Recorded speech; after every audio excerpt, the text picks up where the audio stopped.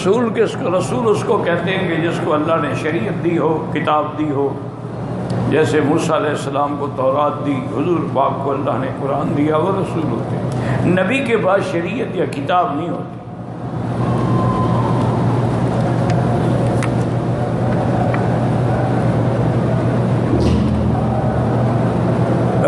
میں 9th class میں پڑھتا ہوں مکے میں، میرا استاد جو ہے وہ رشوت لیتا ہے، ہر سب کا پتہ نہیں، بہرحال وہ رشوت لیتا ہے، تو رشوت لینا تو لعنت ہے۔ اللہ کے نبی نے فرمایا لعن اللہ الراشی، اور جو راضی ہو کے اپنے مقصد نکالنے کے لیے رشوت دیتا ہے اس پر بھی لعنت ہوتی ہے۔ ایک ہے کہ وہ تو دینے پہ راضی نہیں ہے، مجبور ہے، پھر اس پہ لعنت نہیں ہوگی، لینے والے پر ہوگی۔ ایسے استاد کی کوئی شکایت کرے، کیا فائدہ ایسے استاد کے پڑھنے کا جو خود حرام کھاتا ہو؟ رشوت سے بڑا حرام کیا ہے؟ وہ آگے بچوں کے اندر کیا اثر ہوگا؟ بچوں کی اصلاح تو تب ہوتی ہے جب پڑھانے والے کی پہلے اصلاح ہو چکی ہے۔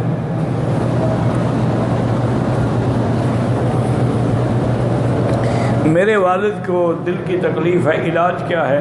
ہسپتال میں داخل کریں، کسی کارڈیالوجی ہسپتال میں داخل کرا کے علاج کرائیں ان کا۔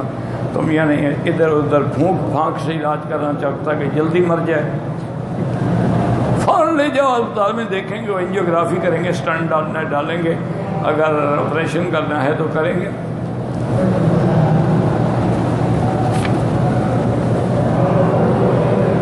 دو بھائیوں کی ناراضگی ہے، ان کی بول چال ایک تو دعا کریں، دوسرا کوشش کریں ان کی اصلاح کے۔ اور جو آدمی صلح کرواتا ہے نا، اللہ کو صلح بڑی پسند ہے، صلح خیر۔ بہرحال کوشش کریں، الگ الگ سب کو سمجھائیں، اور انشاءاللہ نیت خالص ہو تو پھر صلح ہو جاتی ہے۔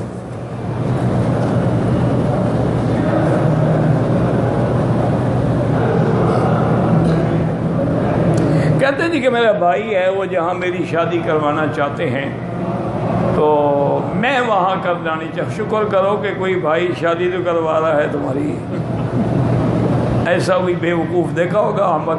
میں وہاں نہیں کرنا چاہتا، نہ کرو جی بھائی صاحب، ہی آپ کو کہیں دفعہ ہو جاؤ، نکل جاؤ، جہاں کرنی ہے وہاں جا کے کرو، پتہ لگ جائے گا 10 دن میں تمہیں۔ اللہ کے بندے استخارہ کرو، اگر خیر ہے رستہ اللہ آسان کر دیں گے، اور اگر تیرے لیے اس لڑکی سے نکاح برا ہے اللہ ٹال دیں گے۔ جھگڑے کرنے کی کیا ضرورت ہے؟ ایک دن استخارہ کرو، 2 دن، 3 دن، حتیٰ کہ 7 راتوں تک۔ اگر وہ عورت تیرے حق میں خیر ہے، خود بخود حالات پیدا ہو جائیں گے، تو بھی راضی ہو جائے گا، سب ٹھیک ہو جائے گا۔ اور اگر وہ تیرے لیے شر ہے، اللہ دور کر دیں گے۔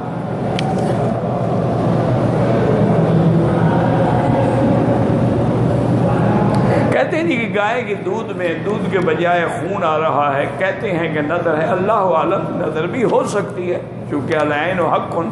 تو آخری آیت جو ہے سورۃ نون والقلم کی، وَإِن يَكَادُ الَّذِينَ كَفَرُوا إِلَىٰ آخِرِهِ، یہ صبح و شام پڑھ کے اس پہ دم کریں، پانی پہ دم کر کے اس کو ڈالیں اس گائے کے اوپر، تو انشاءاللہ اگر نظر ہے، ویسے کسی ایسا کریں کہ کسی ڈاکٹر کے پاس بھی لے جائیں، یہاں تو بڑے بڑے ڈاکٹر ہیں جانوروں کے، اور آج کل تو بڑے بڑے علاج ہو چکے ہیں، انجیکشن لگائیں گے 2 منٹ میں بند ہو جائے گا۔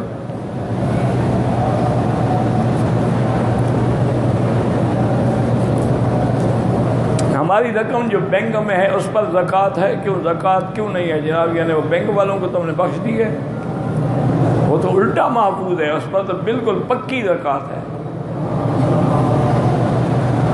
لیکن خود نکال کے زکوٰۃ دو۔ جو کہتے ہیں ہم نے دے دی ہے، اس کا کوئی اعتبار نہیں ہوتا۔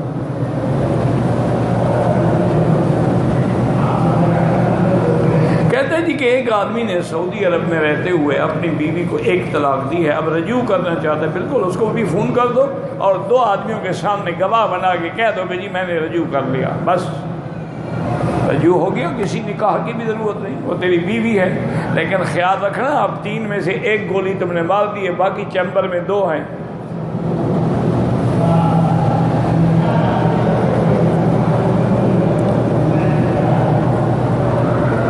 ایک بندہ مکے میں 2 سال سے رہتا ہے، اگلے سال بھی حج کیا، اس سال عید کے مہینے میں اپنے خالو کے نام سے عمرہ کیا، پھر حج افراد کیا. ٹھیک ہے، اپنا عمرہ تو نہیں کیا نا اس نے، تو اس لیے اس کا حج افراد تھا، اور حج افراد میں قربانی نہیں ہوتی. لڑکی کو قرآن حفظ کرانا مناسب ہے، بالکل مناسب ہے. حضور کی بیوی ہے قرآن کی حافظ تھی.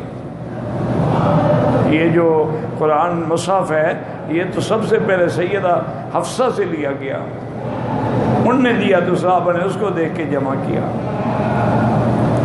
اللہ کے بندے بالکل قرآن پڑھاؤ، قرآن کی حافظہ بناؤ. بہرحال ہم طائف گئے تھے زیارت کرنے کے لیے، عمرے کی نیت نہیں تھی، واپسی پہ عمرہ نہیں کیا. حنفی مسلک میں آپ پہ دم ہے یا فوراً طائف جا کے عمرہ کر، لیکن باقی ائمہ کہتے ہیں کہ نیت نہیں تھی تو دم نہیں پڑے گی.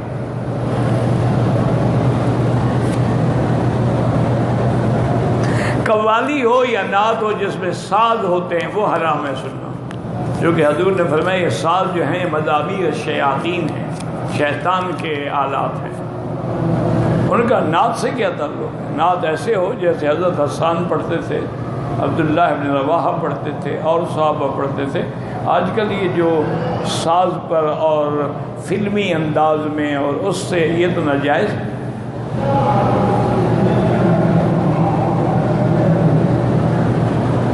اگر کسی آدمی نے فجر کی 2 رکعات نہیں پڑھی ہیں، افضل یہ ہے کہ نماز کے بعد جب سورج نکلے اشراق کے وقت میں پڑھے. لیکن اگر کوئی بندہ مجبور ہے جانا ہے، نماز کے فوراً بعد بھی پڑھ لے تو ہو جائے.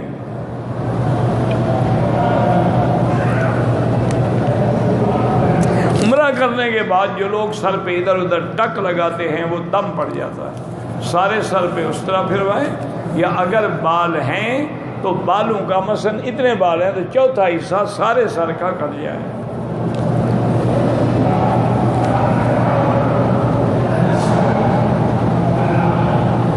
کہتے جی ہاتھ نیچے کھول کے پڑے تو یہ ثابت نہیں ہے حدیث سے. جو چیز حدیث میں ہے آمنا باللہ، جو نہیں ہے تو نہیں. کبھی حضور نے ہاتھ کھولے کر کے نماز نہیں پڑھی.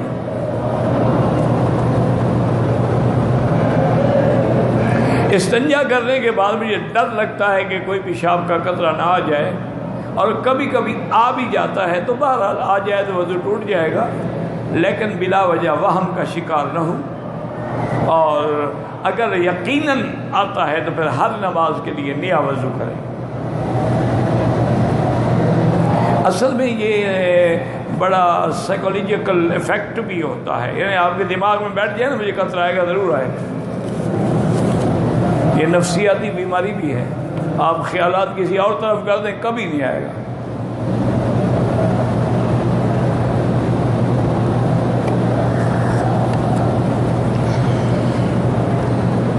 میرا پڑوسی ہندو ہے، دیوالی مٹھائی دیتا ہے.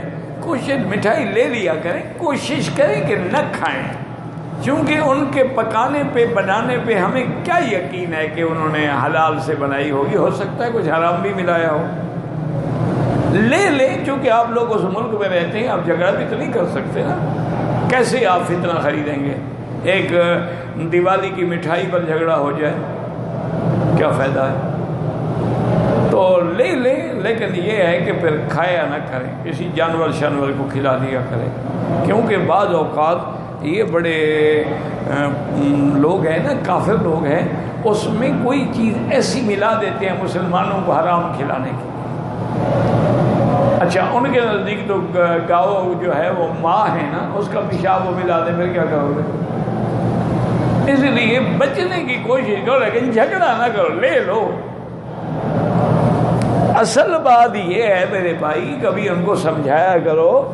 میں جب گیا تھا نا جی حیدرآباد میں، تو مکہ مسجد میں میرا جلسہ تھا، اس رات بھی دیوالی تھی. میں نے زندگی میں وہ دیوالی پہلی دفعہ دیکھی تھی، مجھے کیا پتہ دیوالی کیا ہوتی ہے. تو لوگوں سے میں نے پوچھا کہ بھئی یہ کیا ہے؟ سارے دیے سڑکوں پہ، دیواروں پہ، چھتوں پہ، دکانوں کے آگے، فٹ پاتھ پہ، یہ کیا ہے؟ انہوں نے کہا جی یہ دیوالی ہے، دیے جلاتے ہیں. اللہ عالم، اللہ نے میرے دماغ میں بات ڈالی تو میں نے اسی جلسے میں یہ کہا کہ اصل بات یہ ہے کہ ان کو بھی اس نور اور روشنی کی تلاش ہے، اس لیے انہوں نے اتنے دیے جلائے ہوئے ہیں، ورنہ تو کوئی ایک بڑی لائٹ لگا دے طاقتور، بس ختم ہو گیا۔ لیکن دیے اتنے جلانے کا معنی یہ ہے کہ یہ نور ڈھونڈ رہے ہیں، لیکن ان بیوقوفوں کو پتہ نہیں کہ نور باہر نہیں ہوتا، وہ ایمان اندر ہوتا ہے، نور ایمان، ورنہ تلاش ان کو بھی نور کی ہے۔ اسی طرح کرسمس میں دیکھیں کیوں وہ اتنی لائٹنگ کرتے ہیں، ان کو بھی نور کی تلاش ہے، لیکن وہ بے وقوف ہیں، نور باہر ڈھونڈ رہے ہیں، نور باہر نہیں ہوتا۔ جب آدمی کلمہ پڑھتا ہے تو اللہ تبارک و تعالیٰ اس کو ظلمات سے نکال کے نور ایمان کی طرف، اللہ ولی الذین آمنوا یخرجہم من الظلمات الی النور۔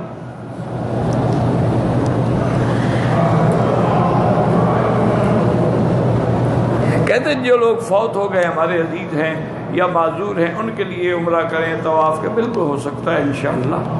اور سب سے افضل طریقہ یہ ہے کہ اپنے لیے کر کے دعا مع اللہ اس کا ثواب اس کو عطا فرمائے۔ جیسے مزدوری کریں، آپ کہیں جی میری مزدوری فلاں آدمی آئے گا اس کو دے دیں، تو اس میں پھر کسی امام کے نزدیک جھگڑا ہی نہیں ہے، چونکہ بعض امام کہتے ہیں کسی کے لیے طواف نہیں ہو سکتا، تو اس میں تو کسی کا جگہ میں طواف تو میں نے اپنے لیے کیا ہے نا، اگر اللہ کے ہاں قبول ہے، اس کا کوئی ثواب ہے تو فلاں کو دے، اس کو بھی ملے گا، تمہیں بھی ملے گا۔ واللہ اعلم۔ ربنا تقبل منا انک انت السمیع العلیم وتب علینا انک انت التواب الرحیم۔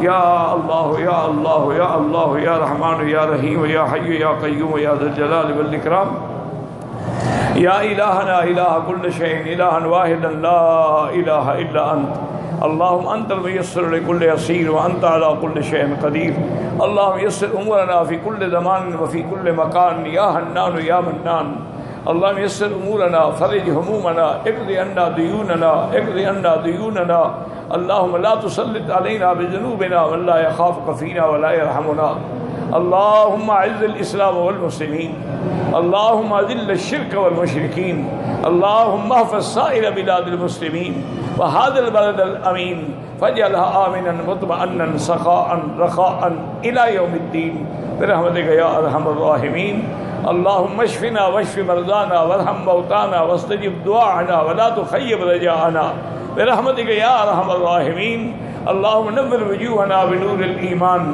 نور قلوبنا بنور العرفان، اللهم ارزقنا علوم الاحاديث والقرآن، وصلی اللہ تعالی علی خیر خلقہ سیدنا محمد وعلی آلہ واصحابہ اجمعین، اللہم صلی علی سیدنا محمد وبارک وسلم علیہ۔